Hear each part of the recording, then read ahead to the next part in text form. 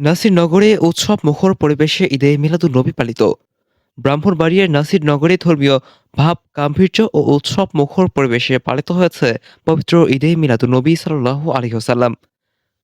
বুধবার সকালে উপজেলা আহলে সুন্নাহ ওয়াল জামায়াতের উদ্যোগে জামিয়া মতিনিয়া সুন্নিয়া আরিয়া মাদ্রাসা প্রাঙ্গণ থেকে বের করা হয় বিশাল জশনে জুলুস।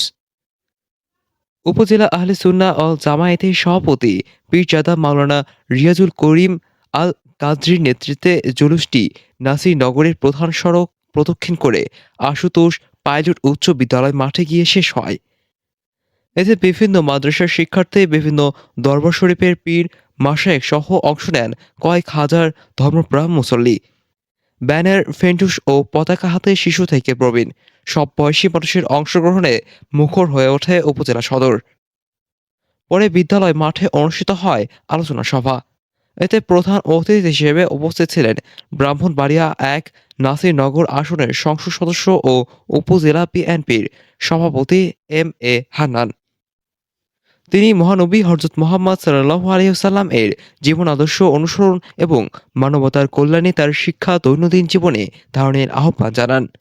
অনুষ্ঠানে মিলাদ, কিয়াম ও দোয়া মাহফিল অনুষ্ঠিত হয়। দোয়া পরিচালনা করেন পীরজাদা মাওলানা কাজী আলাউদ্দিন আহমেদ আল কাদরি। এদিকে সুন্নিয়াত প্রচার ও প্রসারে বিশেষ অবদানের স্বীকৃতি স্বরূপ ১৫ জনকে দেওয়া হয় মনোরন্তর সম্মাননা স্মারক। ধর্মীয় ভাব গাম্ভীর্য, নবী প্রেম ও উৎসব মুখর পরিবেশে নাসিরনগরে পালিত হয় পবিত্র ঈদে মিলাদুন্নবী সাল্লাল্লাহু আলাইহি ওয়াসাল্লাম। Abdullah Zakaria, desk news, checkpost.